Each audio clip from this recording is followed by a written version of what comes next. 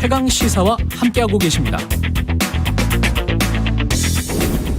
저는 사실 최고위원을 굉장히 많이 해봐가지고요. 예. 나가려면 무조건 당대표다. 최근에 보면 저희 지지층이 이제 60대 이상이 전통적 지지층과 거기에 더해서 이번 선거에서 확인된 게 20대, 30대 젊은 지지층이 들어오지 않았습니까? 들어왔어요. 예. 좀 고민해야 되고 제 역할이 있지 않을까라는 생각을 합니다. 그런데 그게 뭐 당대표에 도전해서 그렇게 할 수도 있는 부분도 있고요. 네, 지난 4월 13일 최경영의 최강시사에서 당시에는 이준석 전 최고였죠. 예, 단 2달 만이었습니다. 2달 만에 당대표를 사실상 출마 선언을 하고 그리고 당대표가 됐습니다. 헌정사상 첫 30대 야당 대표 국민의힘 이준석 신임 당대표 만나봅니다. 바쁜 일정으로 이번 인터뷰는 오늘 새벽 대전 현충원으로 향하는 시간이기 때문에 녹음으로 진행됐음을 미리 알려드리고요. 이준석 국민의힘 당대표 연결돼 있습니다. 안녕하세요. 네, 안녕하세요. 예, 중압감도 만만치 않을 것 같은데 소감은 먼저 물어야 될 것 같습니다. 어떠세요? 말씀하신 중이 많지 않고요. 예. 제가 봤을 때는 이 국회도 그렇고요. 지금 그렇고 30대 당대표 출연에 대해 가지고 어떻게 지금 대응해야 될지 서로 지금 잘 모르고 있는 상황인 것 같습니다. 당 내에서도 그러세요? 국민의힘 당 내에서는 우선 기본적으로 예. 지금까지 표라 그러면 최소 60대 이상의 분들이 많았기 때문에 예. 의전 프로토콜에 대해서도 상당히 저희 당내 당직자들도 예를 들어서 제가 당대표가 되고 보니까 당대표도 할 수 있었어? 하는 것들이 굉장히 많은데 그런 것들은 많이 정리되고 하지 않을까 싶습니다. 혹시 뭐 이렇게 우리가 이제 워낙 존댓말이 발달해서 어떻습니까? 네. 서로 간에 존댓말은 하세요? 어떻게 대접은 받으세요? 그 공적인 영역에서 이제 저희가 대화할 때는 항상 이제 서로에게 이제 경어를 쓰고 이렇게 이제 이야기하지만은 저도 진짜 그 당 내든 어쨌든 뭐 같이 정치하던 정치인들이든 형동생 하던 사람들이 지금 이렇게 혼란스러워하는 건 처음 봤습니다. 네. 그럴 것 같습니다. 당선의 의미는 어떻게 보세요? 지금 국민의힘에서 이준석 당대표를 선택을 한 건 어떤 의미가 있다고 보십니까? 우선 기본적으로 여의도 문법이 완전히 바뀌는 상황이 아닐까 이런 생각을 하고요. 예. 예를 들어 선거에 있어가지고 이번에 제가 사실 조직 선거고 뭐 사실 영역이 바뀌었잖아요. 예. 그래서 앞으로 당내 선거라든지 여의도에서 있는 이런 선거 문화에 대해서도 꼭 그런 뭐 돈이나 아니면은 이런 조직이 없어도 선거할 수 있는 문화가 됐겠구나 하는 기대감이 우선 보이는 게 보이고요. 그다음에 저는 기본적으로 그 정치인의 어쨌든 지향점에 대해서도 약간 달라지는 게 과거에는 이념이나 지역 구도를 이용해가지고 정치하는 분들이 많았다고 하면은 이번 전당대회에서는 그런 게 전혀 없었잖아요. 그러다 보니까 이제는 이슈, 아젠다 이런 것들에 대해서 어떻게 저희가 대응하느냐가 국민들의 선택의 자체가 됐다는 것이 명확해졌습니다. 그래서 앞으로 이념이나 지역주의에 기대가 정치하는 것은 쉽지 않을 것이다. 저는 이렇게 단언합니다. 그리고 여권의 어떤 인사는 사석에서 이런 이야기를 하더라고요. 그러니까 국민의힘 당원들 그다음에 국민의힘을 지지하는 국민들 입장에서는 꼭 정권을 이번에 바꿔야 되겠다. 그러려면 이준석이라는 젊은 당대표가 필요하다는 그런 절박감의 표현이다. 예, 저는 그거에 더해가지고요. 우리 당원들과 우리 지지층의 그런 집단적 사고에 더해가지고 2030 젊은 세대가 이번에 올해 들어가지고 완벽하게 이 효능감을 봤다고 이렇게 봅니다. 그게 뭐냐면은 올 초에는 서울시장 선거에서 본인들의 의지를 통해 가지고 오세훈이라는 서울시장을 만들어 봤고 이번에 전당대회에서는 사실상 이준석이라는 그 영선 중진을 또다시 이렇게 당대표까지 만들어 봤고 그렇다면 2030 세대가 본인의 아젠다를 다뤄주고 본인들의 언어로 이야기하는 정치인에게 매우 강한 지지를 할 수 있다는 걸 실증적으로 보여준 것이거든요. 저는 그렇다 보면은 지금도 저희 뭐 여야 양당에서 민주당에서는 최근에 박용진 의원이 약간 상승세에 있는 것 같고 저희 당도 이제 하태경 의원 같이 지금까지 2030 세대에 대해서 많은 이야기를 해온 분도 대선 출마를 준비하고 있고 이런 거에 보도되는데요. 사실 이 모델, 그러니까 오세훈과 이준석의 모델이라는 것이 2021년 상반기를 이제 이 정치의 주요 이슈였다면은 하반기에는 과연 대선 그런 부분이 이어질 수 있겠느냐 이게 관전 포인트라고 봅니다. 그 당 대표가 되고 나서도 뭐랄까요, 말하는 데 있어서의 그 거침없는 화법이라고 할까요? 변함이 없습니다. 예. 그런데 몇 마디 하지도 않았는데 굉장히 요즘은 좀 관심도가 높다 보니까 대소득필되는 거고요. 예. 지금 오늘 일정 같은 경우는 대전 현충원으로, 서울 현충원이 아니고 그 다음에 예. 이제 광주 철거 건물 희생자 합동부 장소로 향하는데, 이런 예. 일정 같은 경우는 어떻게 본인의 어떤 생각이 반영이 된 겁니까? 그러니까 대전 현충원 같은 경우에는 사실 제 나이 또래에, 예. 그러니까 특히 서해교전이라든지 아니면 천안함 때 그 희생되었던 어떤 장병들, 그 용사들, 영웅들의 어쨌든 넋을 기리는 공간이기 때문에 저는 사실 그런 의미가 좀 강하다. 그러니까 지금까지는 동작동 현충원이라는 것이 뭐 지리적으로 가까운 것도 있겠지만은 전직 대통령이나 예. 그렇게 꼭 민전에 나올 만한 분들에 대한 어떤 추모가 중심이 되었던 것처럼, 그런 어떤 문화에서 벗어나가지고 이제는 진짜 국가를 위해 헌신한 많은 분들에게 더 예우를 갖추겠다. 그래서 저는 뭐 좀 약간 전환이라 이렇게 보고요. 다만 그렇다고 해서 동작동 현충원 안 가겠다는 건 아니고요. 예. 또 거기 갈 거고 우열을 딱히 따지자는 건 아닙니다. 예. 이 대선 앞두고 가장 관심 갖고 있는 화두가 호남이다, 이렇게 이야기한 적이 있어요. 예. 근데 지금 상황을 보면 사실 영남과 60 이상의 어떤 세대, 그다음에 2030이 국민의힘을 지난 재보궐선거처럼 지지를 해준다면, 네. 수도권에서 그런 세대의 협공이 있다면 굳이 호남을 강조할 필요는 없지 않습니까? 정치공학적으로 보면. 예. 근데 뭐 제가 봤을 때는 지역주의가 만국적으로 이제 존재했음에도 불구하고 정치인들이 적극적으로 나서지 않았던 것이 예. 우리 사회의 비극 중에 하나라고 봤거든요. 예. 그리고 최근에 이제 일부 여론조사에 보면 저희 당의 호남 지역에서의 지지가 뭐 두 자릿수로 나오는 조사도 꽤 있고 이러기 때문에 저는 적기다 이렇게 보는 것이, 김종인 위원장의 어쨌든 적극적인 사과 행보, 그리고 그것을 계승한 김기영 원내대표의 행보, 이런 것들 때문에 예. 저는 과거에 대한 저희의 과오는 조금씩 호남 그 주민들에게 진심으로 받아들여지고 있다, 이런 생각을 합니다. 예. 저는 그래서 저희가 이제 신임 그 당대표로서 해야 될 일은 이 호남에 대한 어쨌든 사과나 이런 행보를 넘어서서 호남의 젊은 세대와 호남의 미래를 이야기하는 것이다, 저는 이렇게 생각하거든요. 예. 그렇다면 경제나 일자리라든지 이런 호남에 대한 새로운 이야기들 저희가 풀어놓을 필요가 있고요. 그게 아마 저희 앞으로 행보에서 아마 드러날 겁니다. 예. 그 당선 다음 날에 안철수 국민의당 대표가 카페 회동을 했는데, 어제 보도 나온 걸 보니까 약간의 뉘앙스 차이가 있다. 네. 어떻게 보세요? 저는 뭐 안 대표랑 허심탄회하게 대화를 나눴고요. 예. 그 격식도 제가 안 대표님이 어차피 저랑 제 집이랑 거의 1km밖에 안 떨어진 곳에 살고 계시기 때문에 예. 제가 먼저 연락을 드렸고요. 예. 그때 안 대표님께서 마침 근처에 있으시다 해가지고 거의 즉석 만남식으로 이루어졌습니다. 그래가지고 저는 어쨌든 저희가 당의 어떤 통합 문제나 이런 문제는 예. 저희가 공당의 대표로서 공적인 자리에서 논해야 되는 것이기 때문에 그것까지는 자세하게 논의하지 않았지만은 그래도 안 대표님과 굉장히 솔직한 그런 정치인 간의 대화를 나눴다고 생각합니다.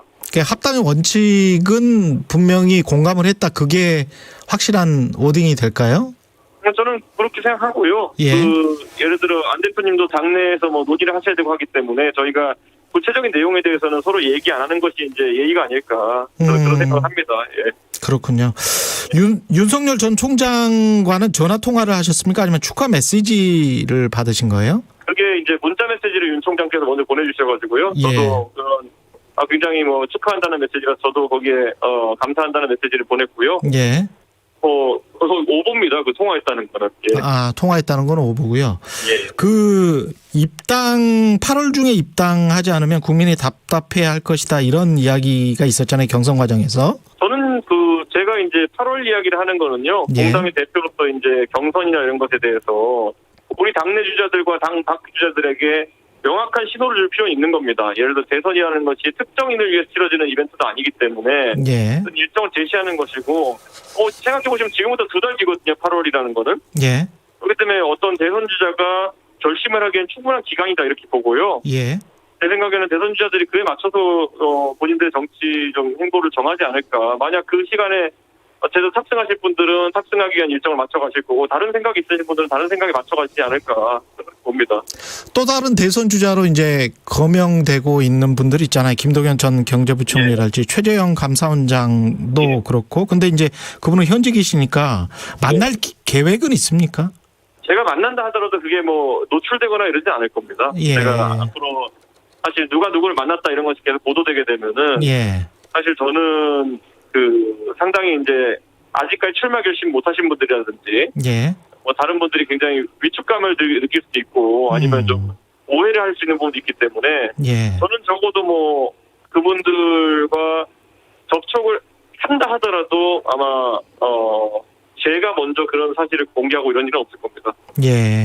공수처가 윤석열 전 총장을 피의자로 정식 입건했잖아요. 이게 대권 행보, 윤 전 총장의 대권 행보에 유리할 것이다, 불리할 것이다, 뭐 의견이 엇갈리더라고요. 어떻게 보세요? 이건? 제가 여기서 갑자기 정치평론가 돼서 이야기한다면은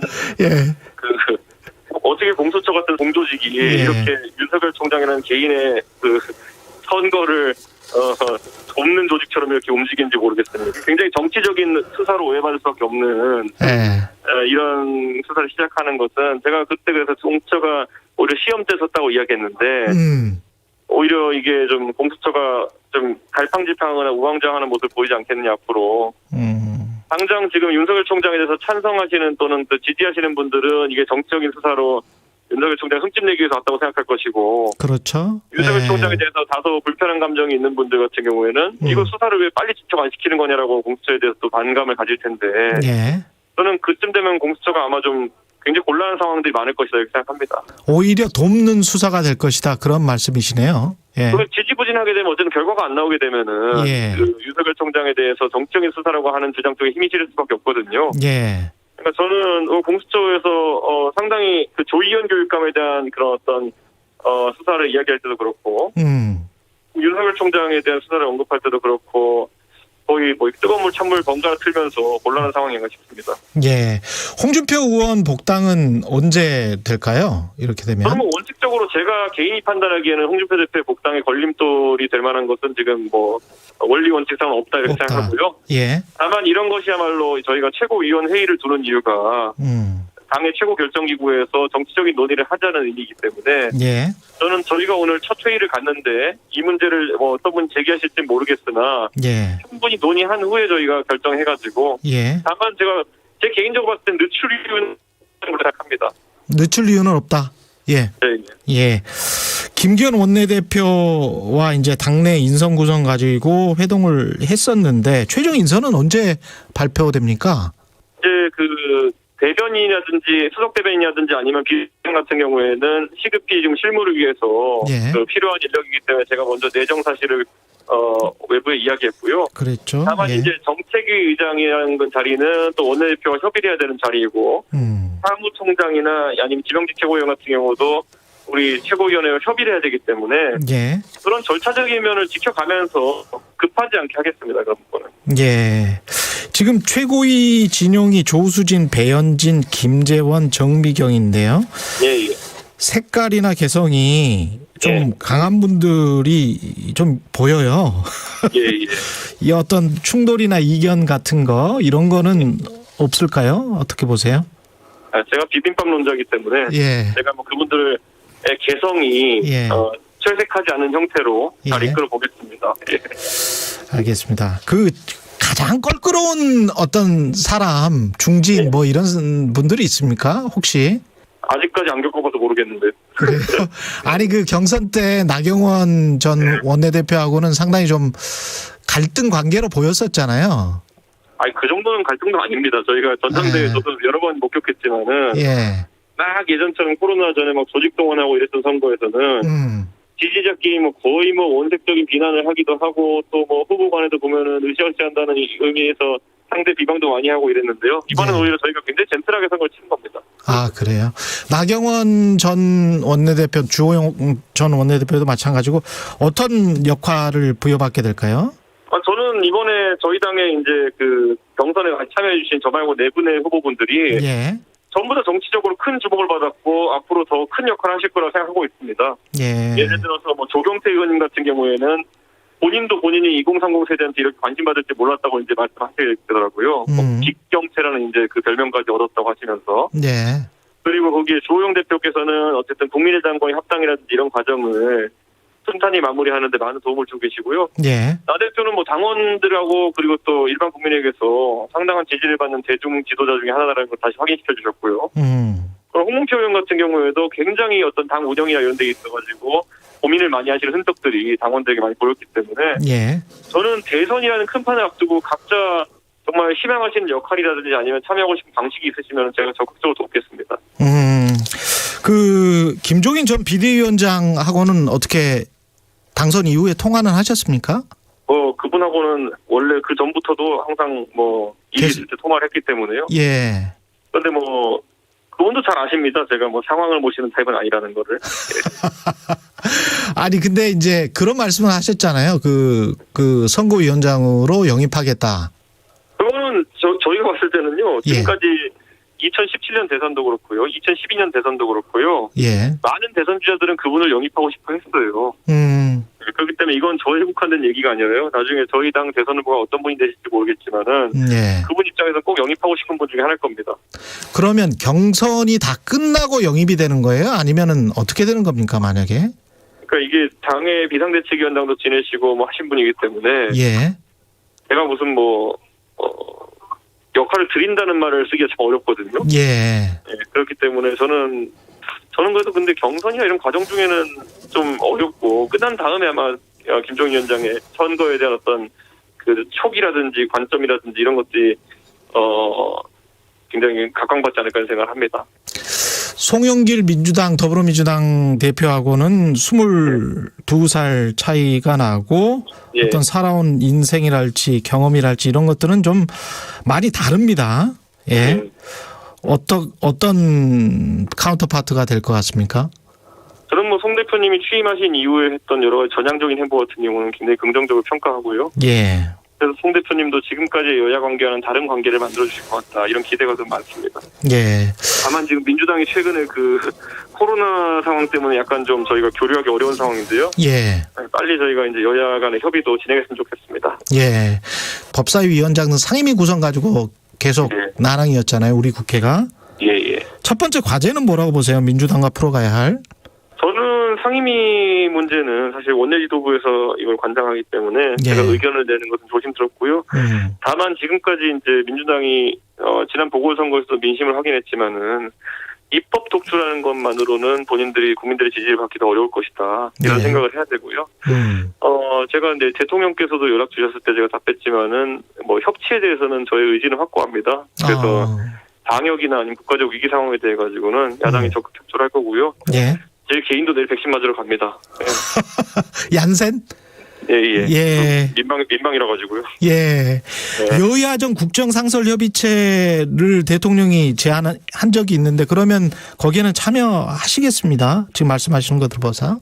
저는 이제 의제나 이런 것을 보고요. 논의 범위를 보고요. 형식이나 이런 것을 구애받기보다 실질적인 이제 협치를 구현할 수 있게 노력해야 될 거고요. 그러기 위해서는 저는 청와대나 아니면 여당 측에서도 야당이 어쨌든 지향하는 방향에 대해 가지고 관심을 보이고 그리고 어떻게 좀 정반합의 과정을 거쳐가지고 의견을 모을 수 있지 고민해야 된다고 봅니다. 네, 알겠습니다. 여기까지 하겠습니다. 고맙습니다. 감사합니다. 이준석 국민의힘 새 당대표였습니다. KTX 아니라서 이준석 당대표가 전화 상태가 약간 좋지 않았던 점 양해 부탁드립니다. 네, 문자 많이 와 있습니다. 임호종님, 이준석 대표 국민의힘 당 이름 빼고 다 바꿔주길 바랍니다. 3033님, 30대 당대표 정말 신선합니다. 세대 교체를 넘어서 정치권이 진정한 혁신을 보여줬으면 좋겠네요. 강훈이님, 돈으로 줄대기하는 선거, 막걸리 선거 앞으로 없어졌으면 좋겠습니다. 이준석 대표 이번에 선거 비용 얼마 안 썼다고 하죠. 3천만 원 정도밖에 안 썼다고 하는데 정치가 전반적으로 혁신됐으면 좋겠다. 정치개혁도 필요하다. 이런 의견이신 것 같고요. KBS 1라디오 최경련의 최강시사 1부는 여기까지입니다. 잠시 후 2부에서 뵙겠습니다.